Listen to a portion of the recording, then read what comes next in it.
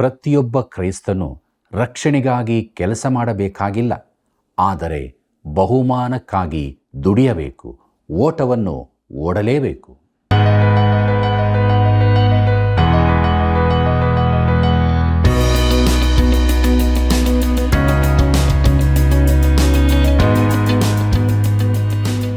ಆತ್ಮೀಯ ಸ್ನೇಹಿತರೆ, ವಿಶ್ವಾಸದ ಜೀವಿತವು ಹೋರಾಟದ ಜೀವಿತವಾಗಿದೆ.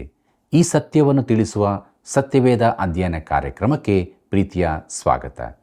ಈ ಲೋಕದಲ್ಲಿ ನಾವು ನಶಿಸಿ ಹೋಗುವ ಬಿರುದು ಬಹುಮಾನಕ್ಕಾಗಿ ಎಷ್ಟೊಂದು ಪ್ರಯಾಸ ಪಡುತ್ತೇವೆ ಅಲ್ಲವೇ?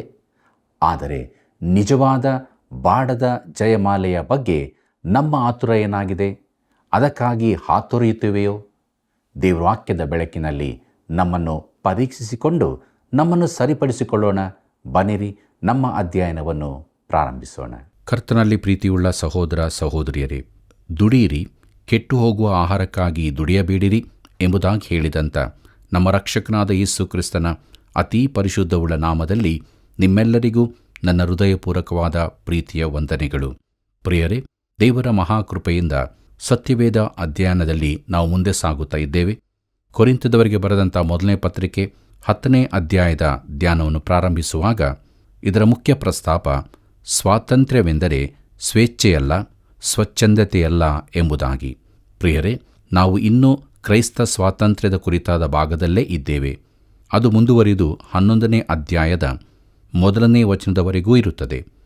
ನಾವು ಸ್ವಾತಂತ್ರ್ಯದ ಇನ್ನೊಂದು ಕ್ಷೇತ್ರವನ್ನು ಇಸ್ರಾಯೇಲ್ ಜನಾಂಗದ ಮೂಲಕ ವಿವರಿಸಿರುವುದನ್ನು ನೋಡುತ್ತೇವೆ.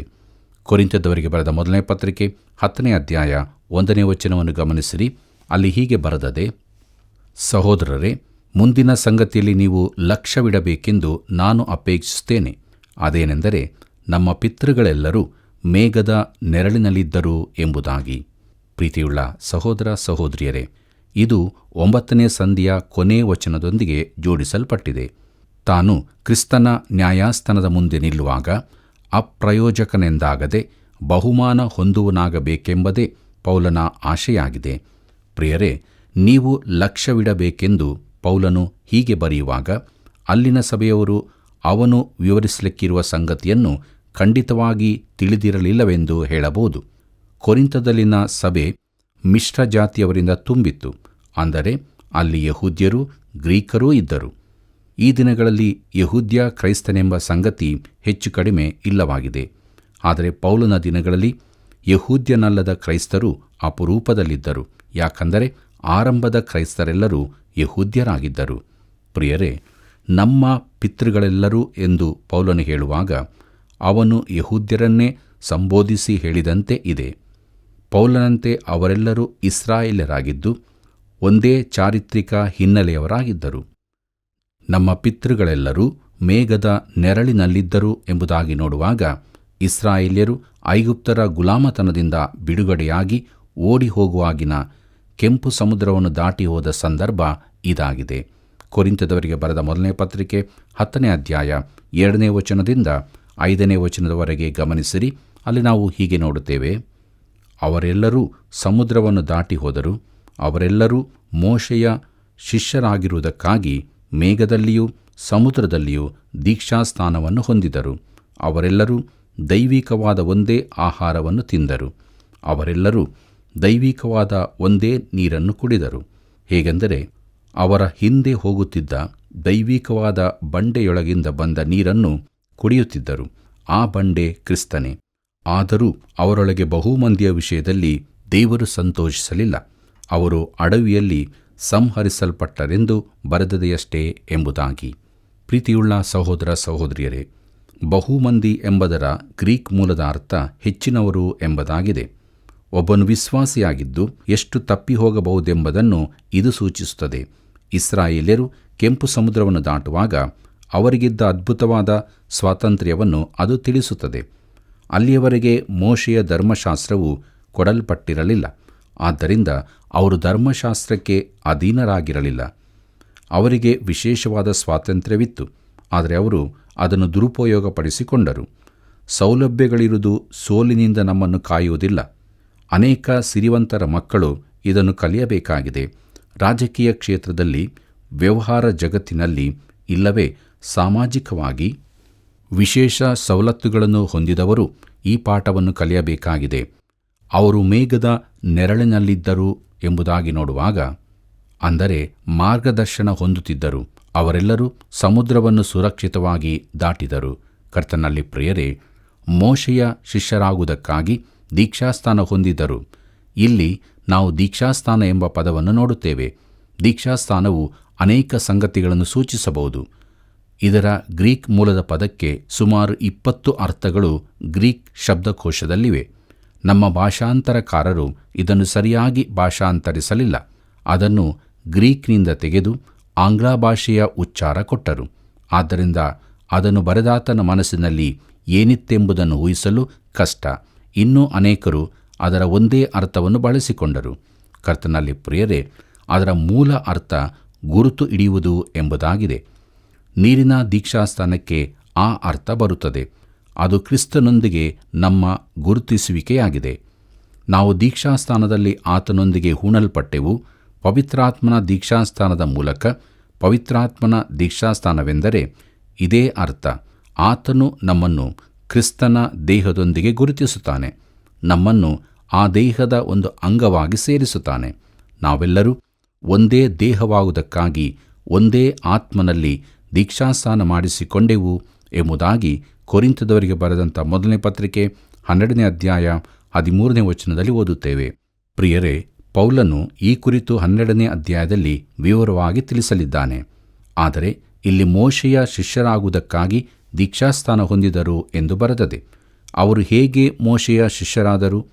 ಮೋಶೆ ಕೆಂಪು ಸಮುದ್ರದ ಬಳಿ ದೀಕ್ಷಾಸ್ಥಾನ ಕಾರ್ಯಕ್ರಮ ಏರ್ಪಡಿಸಿ ಅವರಿಗೆ ದೀಕ್ಷಾಸ್ಥಾನ ಮಾಡಿಸಿದನು ಎಂದು ಹೇಳಬೇಡಿರಿ. ಯಾಕಂದರೆ ನಿಜವಾಗಿ ಅವರು ಅಲ್ಲಿ ಯಾರೂ ಒದ್ದೆಯಾಗಿರಲೇ ಇಲ್ಲ. ಅವರು ಒಣನೆಲವನ್ನು ದಾಟಿದರು ಎಂಬುದಾಗಿ ವಿಮೋಚನಕಾಂಡದಲ್ಲಿ ಬರೆಯಲ್ಪಟ್ಟಿದೆ. ದೇವರು ಕೆಂಪು ಸಮುದ್ರವನ್ನು ಅವರಿಗಾಗಿ ಒಣಗಿಸಿದಾಗ ಅದು ಒಣಗಿದ್ದಾಗಿಯೇ ಇತ್ತು. ಅವರ್ಯಾರೂ ಒದ್ದೆಯಾಗಲಿಲ್ಲ. ಅವರು ಒಣನೆಲವನ್ನು ದಾಟಿ ಹೋದರು. ನಿಜವಾಗಿ ಒದ್ದೆಯಾದವರು ಐಗುಪ್ತರಾಗಿದ್ದರು. ಅವರು ಸಂಪೂರ್ಣವಾಗಿ ಒದ್ದೆಯಾದರು. ಆದ್ದರಿಂದ ಮೋಶೆಯ ಶಿಷ್ಯರಾಗುವುದಕ್ಕಾಗಿ ದೀಕ್ಷಾಸ್ಥಾನ ಹೊಂದಿದರೆಂದು ಹೇಳುವಾಗ ನೀರಿನ ಕುರಿತಾಗಿ ಮಾತನಾಡಿದ್ದಲ್ಲ. ಅದು ಪವಿತ್ರಾತ್ಮನ ದೀಕ್ಷಾಸ್ಥಾನವೂ ಅಲ್ಲ. ಯಾಕಂದರೆ ಮೋಶೆಯ ದೀಕ್ಷಾಸ್ಥಾನವೆಂದು ಸ್ಪಷ್ಟವಾಗಿ ಹೇಳಿದೆ. ಮೋಶೆಯೊಂದಿಗೆ ಅವರು ಗುರುತಿಸಲ್ಪಟ್ಟರೆಂದು ಮಾತ್ರ ಅದು ತಿಳಿಸುತ್ತದೆ. ಇಬ್ರಿಯರಿಗೆ ಬರೆದ ಪತ್ರಿಕೆ 11ನೇ ಅಧ್ಯಾಯ 29ನೇ ವಚನ ಹೀಗೆ ಹೇಳುತ್ತದೆ: ನಂಬಿಕೆಯಿಂದಲೇ ಇಸ್ರಾಯೇಲ್ಯರು ಕೆಂಪು ಸಮುದ್ರವನ್ನು ಒಣಭೂಮಿಯನ್ನು ದಾಟುವಂತೆ ದಾಟಿದರು. ಐಗುಪ್ತ ದೇಶದವರು ಅದನ್ನು ದಾಟುವುದಕ್ಕೆ ಪ್ರಯತ್ನಿಸಿ ಮುಳುಗಿ ಹೋದರು ಎಂಬುದಾಗಿ ಓದುತ್ತೇವೆ. ಪ್ರಿಯರೇ, ಇಸ್ರಾಯೇಲರು ಮೋಶೆಯೊಂದಿಗೆ ಗುರುತಿಸಲ್ಪಟ್ಟರು. ನಂಬಿಕೆಯಿಂದ ಅವರು ಕೆಂಪು ಸಮುದ್ರವನ್ನು ದಾಟಿ ಹೋದರು. ಅದು ಯಾರ ನಂಬಿಕೆಯಾಗಿತ್ತು? ಅದು ಅವರ ನಂಬಿಕೆಯಾಗಿರಲಿಲ್ಲ. ಅವರಲ್ಲಿ ನಂಬಿಕೆಯೇ ಇರಲಿಲ್ಲ. ವಿಮೋಚನಕಾಂಡದಲ್ಲಿನ ಈ ಸನ್ನಿವೇಶವನ್ನು ಓದಿರಿ. ಅವರು ಐಗುಪ್ತಕ್ಕೆ ಹಿಂದಿರುಗಿ ಹೋಗಬೇಕೆಂದಿದ್ದರು. ಈ ಭಯಂಕರ ಅರಣ್ಯದೊಳಕ್ಕೆ ಕರೆತಂದುದಕ್ಕಾಗಿ ಅವರು ಮೋಶೆಯನ್ನು ದೂರುತ್ತಿದ್ದರು. ಆದರೆ ಮೋಶೆಯಲ್ಲಿ ನಂಬಿಕೆಯಿತ್ತು. ದೇವರು ಅಪ್ಪಣೆ ಕೊಟ್ಟಂತೆ ನೀರಿಗಿಳಿದು ಅದನ್ನು ಹೊಡೆದದ್ದು ಮೋಶೆಯೇ. ಅವರನ್ನು ಒಣ ನೀರಿನಲ್ಲಿ ದಾಟಿಸಿಕೊಂಡು ಬಂದದ್ದು ಮೋಶೆಯೇ. ಅವರು ಆಚೆ ದಡಕ್ಕೆ ಮುಟ್ಟಿದಾಗ ಮೋಶೆಯ ಗೀತವನ್ನು ಹಾಡಿದರು. ವಿಮೋಚನಕಾಂಡ ಪುಸ್ತಕ 15ನೇ ಅಧ್ಯಾಯವನ್ನು ಕಾರ್ಯಕ್ರಮದ ನಂತರ ನೀವು ಓದಿಕೊಳ್ಳಬೇಕಾಗಿ ಪ್ರೀತಿಯಿಂದ ಕೇಳಿಕೊಳ್ಳುತ್ತೇನೆ. ಅದು ಎಂಥ ವಿಶೇಷ ಗೀತವಾಗಿತ್ತು! ಇಸ್ರಾಯೇಲ್ಯರು ಮೋಶೆಯೊಂದಿಗೆ ಗುರುತಿಸಲ್ಪಟ್ಟರು. ಕರ್ತನಲ್ಲಿ ಪ್ರಿಯರೇ, ಇದೆಲ್ಲವೂ ರಕ್ಷಣೆಯ ಚಿತ್ರವಾಗಿದೆ. ಕ್ರಿಸ್ತನು ಮರಣವೆಂಬ ನೀರಿನಲ್ಲಿ ಇಳಿದನು. ನಾವು ಆತನ ಮರಣದ ಮೂಲಕ ತರಲ್ಪಟ್ಟೆವು. ಆತನೊಂದಿಗೆ ಗುರುತಿಸಲ್ಪಟ್ಟೆವು. ಈಗ ಜೀವವುಳ್ಳ ರಕ್ಷಕನೊಂದಿಗೆ ಗುರುತಿಸಲ್ಪಟ್ಟಿದ್ದೇವೆ. ಕ್ರಿಸ್ತನಲ್ಲಿ ದೀಕ್ಷಾಸ್ಥಾನ ಹೊಂದಿದ್ದೇವೆ. ದೀಕ್ಷಾಸ್ಥಾನವು ನಮ್ಮನ್ನು ಈ ರೀತಿಯಾಗಿ ರಕ್ಷಿಸುತ್ತದೆ. ನಾವು ಕ್ರಿಸ್ತನನ್ನು ನಂಬಿದಾಗ ಪವಿತ್ರಾತ್ಮನ ದೀಕ್ಷಾಸ್ಥಾನವು ನಮ್ಮನ್ನು ಕ್ರಿಸ್ತನಲ್ಲಿ ಸೇರಿಸುತ್ತದೆ.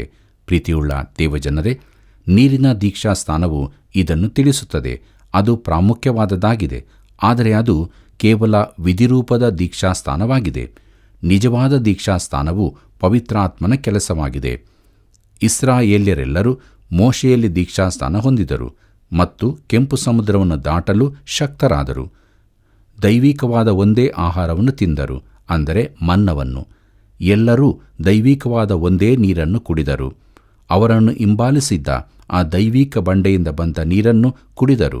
ಆ ಬಂಡೆ ಕ್ರಿಸ್ತನೇ, ಅಂದರೆ ಅದು ಕ್ರಿಸ್ತನನ್ನು ಮುಂತಿಳಿಸುವಂಥದ್ದಾಗಿತ್ತು. ಪ್ರಿಯರೇ, ಆದರೂ ಅವರೊಳಗೆ ಬಹುಮಂದಿಯ ವಿಷಯದಲ್ಲಿ ದೇವರು ಸಂತೋಷಿಸಲಿಲ್ಲ. ಅವರು ಅಡವಿಯಲ್ಲಿ ಸಂಹರಿಸಲ್ಪಟ್ಟರು ಎಂಬುದಾಗಿ ನೋಡುತ್ತೇವೆ. ಇದೆಲ್ಲವೂ ಯಾಕೆ ಬರೆಯಲ್ಪಟ್ಟಿದೆ?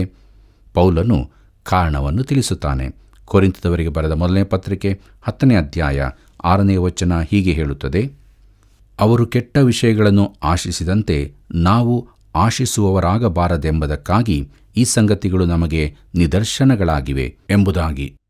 ಈ ಜನರು ಜನಾಂಗವಾಗಿ ಅನುಭವಿಸಿದ ಸ್ವಾತಂತ್ರ್ಯವನ್ನು ಉದಾಹರಣೆಯಾಗಿ ಮೊದಲ 5 ವಚನಗಳಲ್ಲಿ ತಿಳಿಸಲಾಗಿದೆ.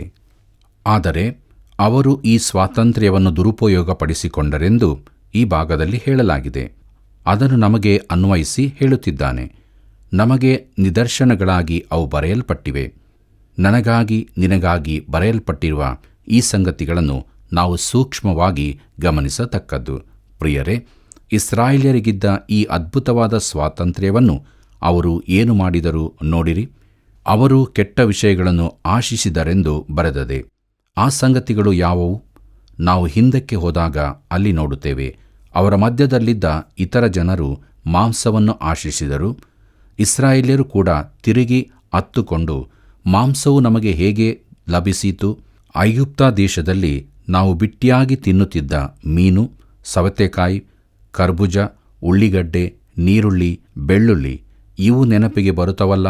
ಇಲ್ಲಿಯಾದರೂ ನಮ್ಮ ಜೀವ ಬತ್ತಿ ಹೋಯಿತು. ಈ ಮನ್ನವೇ ಹೊರತು ನಮಗೆ ಇನ್ನೇನೂ ಸಿಕ್ಕಲಿಲ್ಲವೆಂದು ಅಂದುಕೊಳ್ಳುತ್ತಿದ್ದರು.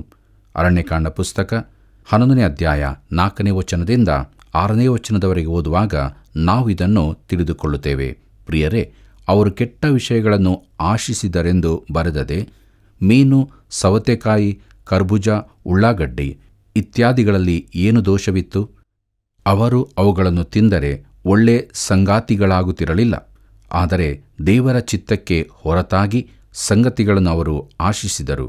ಇದು ಅವರ ಅಧಪತನದ ಆರಂಭವಾಗಿತ್ತು. ಕರ್ತನಲ್ಲಿ ಪ್ರಿಯರೇ, ದುರಾಶೆಯು ಹೇಗೆ ಪಾಪಕ್ಕೆ ನಡೆಸುತ್ತದೆಂಬುದನ್ನು ನೋಡಿದ್ದೀರೋ? ಅದು ಏದೇನ್ ತೋಟದಲ್ಲೇ ಆರಂಭವಾಯಿತು. ಆಗ ಸ್ತ್ರೀ ಆ ಮರದ ಹಣ್ಣು ತಿನ್ನುವುದಕ್ಕೆ ಉತ್ತಮವಾಗಿಯೂ ನೋಡುವುದಕ್ಕೆ ರಮ್ಯವಾಗಿಯೂ ಜ್ಞಾನೋದಯಕ್ಕೆ ಅಪೇಕ್ಷಿಸತಕ್ಕದಾಗಿಯೂ ಇದೆ ಎಂದು ತಿಳಿದು ಅದನ್ನು ತೆಗೆದುಕೊಂಡು ತಿಂದಳು. ಸಂಗಡ ಇದ್ದ ಗಂಡನಿಗೂ ಕೊಡಲು ಅವನೂ ತಿಂದನು. ಆದಿಕಾಂಡ ಪುಸ್ತಕ 3ನೇ ಅಧ್ಯಾಯ 6ನೇ ವಚನದಲ್ಲಿ ಇದನ್ನು ನಾವು ಓದುತ್ತೇವೆ. ಪ್ರಿಯರೇ, ಅದು ದೇವರ ಚಿತ್ತಕ್ಕೆ ಹೊರತಾದ ಆಶೆಯಾಗಿತ್ತು. ಆಶೆ ಎಂದರೆ ಏನು? ಮನಃಶಾಸ್ತ್ರಜ್ಞರು ಬಯಸುವಂತಾದ್ದು, ನಿಷೇಧಿಸುವಂತಾದ್ದು ಇವುಗಳ ಕುರಿತಾಗಿ ಮಾತನಾಡುತ್ತಾರೆ ಮತ್ತು ಜೀವಿತದ ಅತೀ ಮುಖ್ಯವಾದ ಸಂಗತಿ ಎಂದು ಹೇಳುತ್ತಾರೆ. ಆಶೆ ಎಂದರೆ ಏನು? ಈ ಸನ್ನಿವೇಶಗಳಲ್ಲಿ ಅದು ದೇವರ ಚಿತ್ತಕ್ಕೆ ಹೊರತಾದದ್ದಾಗಿತ್ತು. ಆ ಸಮಯದಲ್ಲಿ ಅವರು ಅದನ್ನು ಹೊಂದುವುದು ದೇವರ ಚಿತ್ತವಾಗಿರಲಿಲ್ಲ. ಕೊರಿಂಥದವರಿಗೆ ಬರೆದ ಮೊದಲನೇ ಪತ್ರಿಕೆ 10ನೇ ಅಧ್ಯಾಯ 7ನೇ ವಚನ ಹೀಗೆ ಹೇಳುತ್ತದೆ: ಅವರಲ್ಲಿ ಕೆಲವರು ವಿಗ್ರಹಾರಾಧಕರಾಗಿದ್ದರು. ಜನರು ಉಣ್ಣುವುದಕ್ಕೂ ಕುಡಿಯುವುದಕ್ಕೂ ಕೂತುಕೊಂಡರು, ಕುಣಿದಾಡುವುದಕ್ಕೆ ಎದ್ದರು ಎಂದು ಬರೆದದೆಯಲ್ಲ. ನೀವು ವಿಗ್ರಹಾರಾಧಕರಾಗಬೇಡಿರಿ ಎಂಬುದಾಗಿ. ಪ್ರಿಯ ಸ್ನೇಹಿತನೇ, ನಿನ್ನ ಜೀವಿತದಲ್ಲಿ ದೇವರ ಸ್ಥಾನದಲ್ಲಿ ಬೇರೇನನ್ನೂ ಇಟ್ಟರೂ ಅದೇ ವಿಗ್ರಹವಾಗಿದೆ. ಕೊರಿಂಥದವರಿಗೆ ಬರೆದಂಥ ಮೊದಲನೇ ಪತ್ರಿಕೆ 10ನೇ ಅಧ್ಯಾಯ 8ನೇ ವಚನದಿಂದ 10ನೇ ವಚನದವರೆಗೆ ಗಮನಿಸಿರಿ. ಅಲ್ಲಿ ಹೀಗೆ ಬರೆದದೆ: ಅವರಲ್ಲಿ ಕೆಲವರು ಜಾರತ್ವ ಮಾಡಿ ಒಂದೇ ದಿನದಲ್ಲಿ 23,000 ಮಂದಿ ಸತ್ತರು. ನಾವು ಜಾರತ್ವ ಮಾಡದೆ ಇರೋಣ. ಅವರಲ್ಲಿ ಕೆಲವರು ಕರ್ತನನ್ನು ಪರೀಕ್ಷಿಸಿ ಸರ್ಪಗಳಿಂದ ನಾಶವಾದರು. ನಾವು ಪರೀಕ್ಷಿಸದೇ ಇರೋಣ. ಇದಲ್ಲದೆ ಅವರಲ್ಲಿ ಕೆಲವರು ಗುಣಗುಟ್ಟಿ ಸಂಹಾರಕನ ಕೈಯಿಂದ ನಾಶವಾದರು. ನೀವು ಗುಣಗುಟ್ಟಬೇಡಿರಿ ಎಂಬುದಾಗಿ. ಪ್ರೀತಿಯುಳ್ಳ ದೇವಜನರೇ, ಜನರು ಮಾಡಿದ ಪಾಪಗಳಲ್ಲಿ ಕೆಲವನ್ನು ಪೌಲನು ತಿಳಿಸುತ್ತಾನೆ. ಈ ಜನರು ದೇವರಿಗೆ ವಿರುದ್ಧವಾಗಿ ಸತತವಾಗಿ ಗುಣಗುಟ್ಟಿ ದೂರುವವರಾದರು. ದೇವರ ಚಿತ್ತಕ್ಕೆ ಹೊರತಾದ ಸಂಗತಿಗಳನ್ನು ಆಶಿಸುವವರಿಗೆ ಇದೊಂದು ನಿದರ್ಶನವಾಗಿದೆ. ದೇವರು ತನ್ನ ಜನರಿಗೆ ಯಾವಾಗಲೂ ಒಳ್ಳೆಯದನ್ನು ಕೊಡುವನಾಗಿದ್ದಾನೆ. ಆಗಲೂ ಅದು ಸತ್ಯವಾಗಿತ್ತು, ಈಗಲೂ ಅದು ಸತ್ಯವಾಗಿದೆ. ಆದರೆ ಅವರು ಸತತವಾಗಿ ದೇವರ ಚಿತ್ತಕ್ಕೆ ವಿರುದ್ಧವಾದದನ್ನೇ ಆಶಿಸಿದರು. ಕೊರಿಂಥದವರಿಗೆ ಬರೆದಂಥ ಮೊದಲನೇ ಪತ್ರಿಕೆ 10ನೇ ಅಧ್ಯಾಯ 11ನೇ ವಚನ ಹೀಗೆ ಹೇಳುತ್ತದೆ: ಅವರಿಗೆ ಸಂಭವಿಸಿದ ಈ ಸಂಗತಿಗಳು ನಿದರ್ಶನ ರೂಪವಾಗಿವೆ ಮತ್ತು ಯುಗಾಂತ್ಯಕ್ಕೆ ಬಂದಿರುವವರಾದ ನಮಗೆ ಬುದ್ಧಿವಾದಗಳಾಗಿ ಬರೆದದೆ ಎಂಬುದಾಗಿ. ಪ್ರೀತಿಯುಳ್ಳ ದೇವಜನರೇ, ಇದೆಲ್ಲದರಿಂದ ನಾವು ಪಾಠ ಕಲಿಯಬೇಕಾಗಿದೆ. ನಮಗೆ ಕ್ರೈಸ್ತ ಸ್ವಾತಂತ್ರ್ಯ ಇದೆ ಸರಿ, ಆದರೆ ನಮ್ಮ ಆಶೆಗಳು ದೇವರ ಚಿತ್ತಕ್ಕೆ ಸರಿಯಾದದ್ದಾಗಿರಬೇಕು. ನಾವು ಇದನ್ನು ಗಮನಿಸಬೇಕಾದದ್ದು ಅತೀ ಅಗತ್ಯವಾಗಿದೆ. ಕೊರಿಂಥದವರಿಗೆ ಬರೆದ ಮೊದಲನೇ ಪತ್ರಿಕೆ 10ನೇ ಅಧ್ಯಾಯ 12ನೇ ವಚನ ಹೀಗೆ ಹೇಳುತ್ತದೆ, ಆದ ಕಾರಣ ನಿಂತಿದ್ದೇನೆಂದು ನೆನೆಸುವವನು ಬೀಳದಂತೆ ಎಚ್ಚರಿಕೆಯಾಗಿರಲಿ ಎಂಬುದಾಗಿ. ಪ್ರೀತಿಯುಳ್ಳ ಸ್ನೇಹಿತನೇ, ನೀನು ಯಾರು ಎಂಬುದು ಮುಖ್ಯವಲ್ಲ. ನೀನು ಬೀಳಬಹುದು. ತಪ್ಪು ಮಾಡಿ ಎಡವಿ ಬೀಳುವ ಗಂಡಾಂತರ ನಮಗೆಲ್ಲರಿಗೂ ಇದೆ. ಒಬ್ಬನು ಪ್ರಬುದ್ಧಕ್ಕೆ ಬಂದ ಕ್ರೈಸ್ತನಾಗಿರಬಹುದು, ನಿಜವಾದ ಭಕ್ತನಾಗಿರಬಹುದು, ಆದರೂ ಬೀಳುವ ಗಂಡಾಂತರವಿದೆ.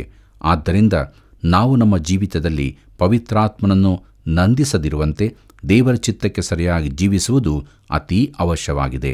ಕೊರಿಂಥದವರಿಗೆ ಬರೆದ ಮೊದಲನೇ ಪತ್ರಿಕೆ 10ನೇ ಅಧ್ಯಾಯ 13ನೇ ವಚನವನ್ನು ಗಮನಿಸಿರಿ. ಅಲ್ಲಿ ಹೀಗೆ ಬರುತ್ತದೆ, ಮನುಷ್ಯರು ಸಹಿಸಬಹುದಾದ ಶೋಧನೆಯೇ ಹೊರತು ಬೇರೆ ಯಾವುದೂ ನಿಮಗೆ ಸಂಭವಿಸಲಿಲ್ಲ. ದೇವರು ನಂಬಿಗಸ್ತನು.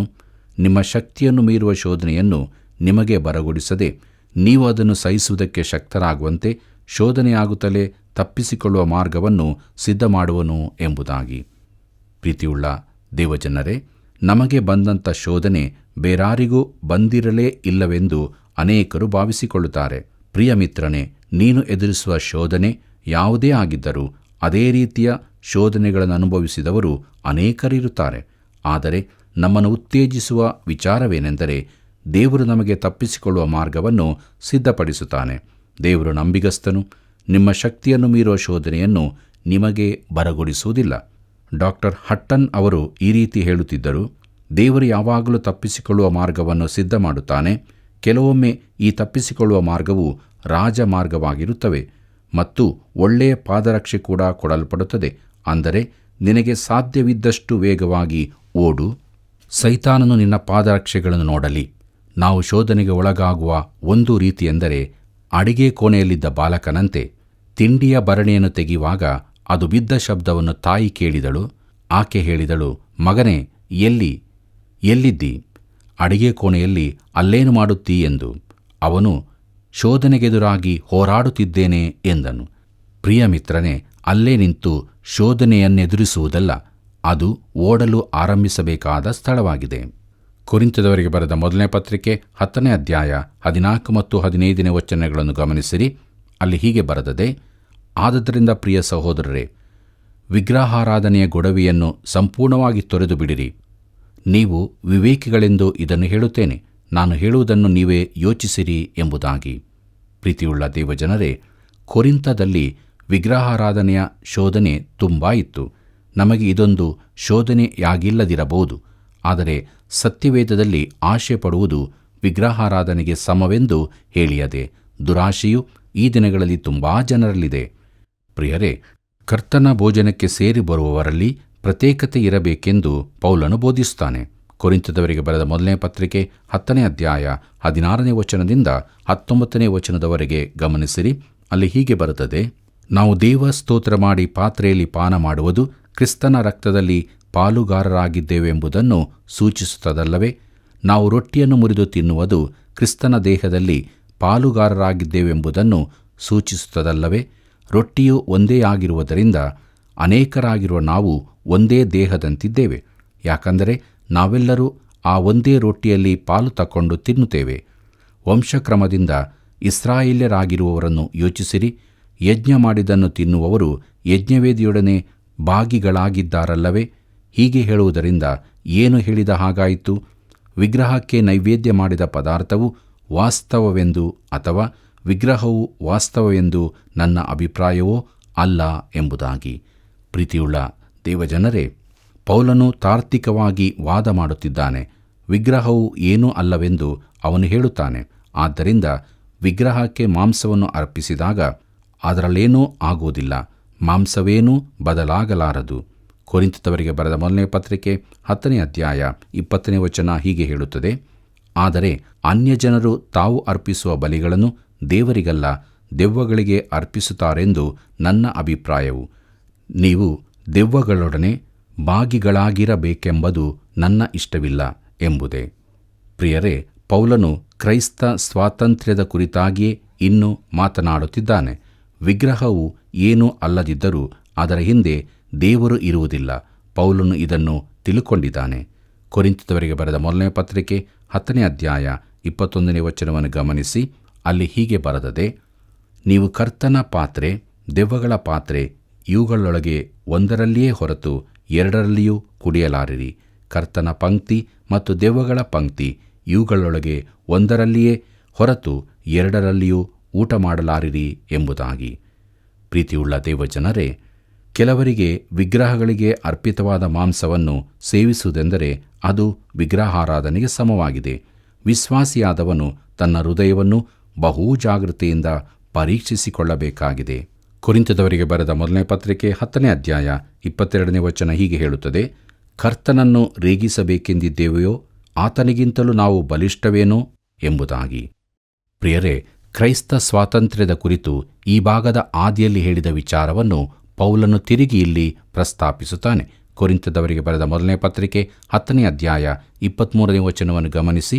ಅಲ್ಲಿ ಹೀಗೆ ಬರೆದದೆ, ಎಲ್ಲ ಕಾರ್ಯಗಳನ್ನು ಮಾಡುವುದಕ್ಕೆ ಸ್ವಾತಂತ್ರ್ಯ ಉಂಟು, ಆದರೆ ಎಲ್ಲವೂ ವಿಹಿತವಾಗಿರುವುದಿಲ್ಲ. ಎಲ್ಲ ಕಾರ್ಯಗಳನ್ನು ಮಾಡುವುದಕ್ಕೆ ಸ್ವಾತಂತ್ರ್ಯ ಉಂಟು ಎಂಬುದಾಗಿ. ಕರ್ತನಲ್ಲಿ ಪ್ರಿಯರೇ, ಈ ಪ್ರಶ್ನಾರ್ಥ ಸಂಗತಿಗಳನ್ನು ಮಾಡುವುದಕ್ಕೆ ತನಗೆ ಸ್ವಾತಂತ್ರ್ಯ ಉಂಟೆಂದು ಪೌಲನು ಹೇಳುತ್ತಾನೆ. ಅದು ತಪ್ಪೋ ಸರಿಯೋ ಎಂಬ ವಿಚಾರದಲ್ಲಿ ಸತ್ಯವೇದವು ಮೌನವಾಗಿರುತ್ತದೆ. ಅವನು ಹೇಳುತ್ತಾನೆ, ನಾನು ಎಲ್ಲವನ್ನೂ ಮಾಡಬಹುದು, ಆದರೆ ಎಲ್ಲವೂ ಭಕ್ತಿವೃದ್ಧಿಯನ್ನುಂಟು ಮಾಡುವುದಿಲ್ಲ ಎಂದು. ಪ್ರೀತಿಯುಳ್ಳ ದೇವಜನರೇ, ಕೊನೆಯದಾಗಿ ನಾವು ಕೊರಿಂಥದವರಿಗೆ ಬರೆದ ಮೊದಲನೇ ಪತ್ರಿಕೆ 10ನೇ ಅಧ್ಯಾಯ 24ನೇ ವಚನವನ್ನು ಗಮನಿಸೋಣ. ಅಲ್ಲಿ ಹೀಗೆ ಬರೆದದೆ, ಆದರೆ ಎಲ್ಲವೂ ಭಕ್ತಿಯನ್ನು ಬೆಳೆಸುವುದಿಲ್ಲ ಎಂಬುದಾಗಿ. ಕರ್ತನಲ್ಲಿ ಪ್ರಿಯರೇ, ಕ್ರೈಸ್ತನಿಗೆ ಕ್ರಿಸ್ತನಲ್ಲಿ ವಿಶೇಷವಾದ ಸ್ವಾತಂತ್ರ್ಯವಿರುತ್ತದೆ. ಆದರೆ ನಾವು ಮತ್ತೊಬ್ಬರ ಹಿತವನ್ನು ಹುಡುಕುವವರಾಗಬೇಕು. ಆದ್ದರಿಂದ ಸ್ವಾತಂತ್ರ್ಯ ಮಾತ್ರವೇ ಒಬ್ಬ ಕ್ರೈಸ್ತನ ಜೀವಿತದ ಮಾರ್ಗದರ್ಶಿಯಾಗಬಾರದು. ಅದು ಪ್ರೀತಿಯಿಂದ ಕೂಡಿರಬೇಕು. ಒಬ್ಬ ಕ್ರೈಸ್ತನು ನಿಯಮಗಳಿಂದ ನಿಯಂತ್ರಿತನಾಗಬಾರದು. ಕಠಿಣ ಸೂತ್ರಗಳೇ ಅವನಿಗೆ ಮಾರ್ಗದರ್ಶನವಾಗಿರಬಾರದು. ಪ್ರೀತಿಯಿಂದ ನಡೆಸಲ್ಪಡಬೇಕು. ಇತರರ ಮೇಲೆ ತನ್ನ ಪ್ರಭಾವ ಹೇಗಾಗುತ್ತದೆಂದು ತಿಳಿದುಕೊಳ್ಳಬೇಕು. ಪೌಲನು ಇಲ್ಲಿ ತಿಳಿಸುವ ಮಾತು ಇದೇ ಆಗಿದೆ. ಪ್ರೀತಿಯುಳ್ಳ ದೇವಜನರೇ, ನಮ್ಮ ಜೀವಿತ ಹೇಗಿದೆ? ನಾವು ಯಾವುದರ ನಿಯಂತ್ರಣದಲ್ಲಿದ್ದೇವೆ? ದೇವರ ವಾಕ್ಯ ಹೇಳಿದ ಹಾಗೆ ನಮ್ಮ ಜೀವಿತವು ಪ್ರೀತಿಯಿಂದ ನಡೆಸಲ್ಪಡಬೇಕು. ಇತರರು ಆ ಪ್ರೀತಿಯನ್ನು ಕಂಡುಕೊಳ್ಳಬೇಕು. ಹೀಗಾಗುವಂತೆ ದೇವರು ತಾನೇ ನಮ್ಮ ಜೊತೆ ಇದ್ದುಕೊಂಡು ನಮ್ಮನ್ನು ನಡೆಸಲಿ. ಕರ್ತನ ಕೃಪೆಯು ಸದಾ ನಿಮ್ಮ ಸಂಗಡ ಇರಲಿ. ಪ್ರಿಯರೇ, ಬಹುಮಾನಗಳು ಕೊಡಲ್ಪಡುವ ಕ್ರಿಸ್ತನ ನ್ಯಾಯಪೀಠದ ಕುರಿತು ಪೌಲನು ಯೋಚಿಸ್ತಾನೆ. ಎಷ್ಟೊಂದು ಆಸಕ್ತಿ ಮತ್ತು ನಿರೀಕ್ಷೆ ಅವನಲ್ಲಿ ಇದೆ ಅಲ್ಲವೇ? ನಾವು ಹೇಗಿದ್ದೇವೆ? ನಮ್ಮ ಆಲೋಚನೆ ನಿರೀಕ್ಷೆಗಳು ಏನಾಗಿದೆ? ನಿರೀಕ್ಷೆಗೆ ಮೂಲನಾದ ಆತನನ್ನು ಗಟ್ಟಿಯಾಗಿ ಹಿಡಿದುಕೊಂಡು ನಮಗೆ ನೇಮಕವಾದ ಓಟದಲ್ಲಿ ಸ್ಥಿರಚಿತ್ತದಿಂದ ಓಡೋಣ. ದೇವರಿಗೆ ನಮ್ಮ ಜೀವಿತದಲ್ಲಿ ಮಹಿಮೆ ಆಗಲಿ. ಬನ್ನಿರಿ, ಪ್ರಾರ್ಥನೆ ಮಾಡಿಕೊಳ್ಳೋಣ. ತಂದೆಯಾದ ದೇವರೇ, ಈ ಒಂದು ಅಮೂಲ್ಯವಾದ ಸಮಯದಲ್ಲಿ ನಾವು ನಿನ್ನ ಬಳಿಗೆ ಬಂದಿದ್ದೇವೆ ಸ್ವಾಮಿ. ನಮ್ಮ ಜೀವಿತ ಜಯವನ್ನು ಹೊಂದಿಕೊಳ್ಳಬೇಕು. ಆ ಜಯದ ಮಾಲೆ ನಮ್ಮದಾಗಬೇಕು ಎಂಬುದಾಗಿ ನೀನು ಬಯಸಿದ್ದಿ. ಅದರಂತೆ ನಾವು ಅನುದಿನವೂ ನಿನ್ನಲ್ಲಿ ಇದ್ದುಕೊಂಡು ನಮ್ಮ ಓಟವನ್ನು ಸ್ಥಿರಚಿತ್ತದಿಂದ ಓಡುವುದಕ್ಕೆ ಸಹಾಯ ಮಾಡು. ನಿನ್ನ ರಾಜ್ಯದಲ್ಲಿ ಸೇರುವವರೆಗೆ ನಮ್ಮನ್ನು ಕೈ ಹಿಡಿದು ಕಾಪಾಡಿ ನಡೆಸು. ತಂದೆಯಾದ ದೇವರೇ, ನಮ್ಮ ವೀಕ್ಷಕರಲ್ಲಿ ಯಾರಾದರೂ ನಿನ್ನಿಂದ ದೂರವಾಗಿರುವುದಾದರೆ ಅವರನ್ನು ಕರುಣಿಸಿ ನಿನ್ನ ಜೀವದ ಮಾರ್ಗಕ್ಕೆ ಎಳೆದು ತರಬೇಕಾಗಿ ಬೇಡುತ್ತೇವೆ. ಅವರ ಕಷ್ಟ, ಸಮಸ್ಯೆ, ಕಣ್ಣೀರುಗಳನ್ನು ಒರೆಸಿ ಬಿಡುಗಡೆ ಮಾಡಿ ರಕ್ಷಣೆಯಲ್ಲಿ ನಡೆಸು. ಯೇಸುವಿನ ನಾಮದಲ್ಲಿ ಬೇಡಿದ್ದೇವೆ ತಂದೆಯೇ, ಆಮೇನ್. ಪ್ರಿಯ ವೀಕ್ಷಕರೇ, ನಿಮ್ಮ ನಿರೀಕ್ಷೆ ಬಲವಾಗಿ, ನಂಬಿಕೆ ದೃಢವಾಗಿದೆ ಎಂದು ನಾವು ಬಲ್ಲೆವು. ಇತರರನ್ನು ದೇವರ ಪ್ರೀತಿಯಲ್ಲಿ ನಡೆಸುವ ಈ ಸೇವೆಯ ಅಭಿವೃದ್ಧಿಗಾಗಿ ಹಿಂದೆ ಕರೆ ಮಾಡಿರಿ. ನಿಮ್ಮ ಪ್ರಾರ್ಥನಾ ಭಿನ್ನಗಳನ್ನು ನಮಗೆ ತಿಳಿಯಪಡಿಸಿರಿ. ಕರ್ತನ ಕೃಪೆಯು ಸದಾ ನಿಮ್ಮ ಸಂಗಡ ಇರಲಿ.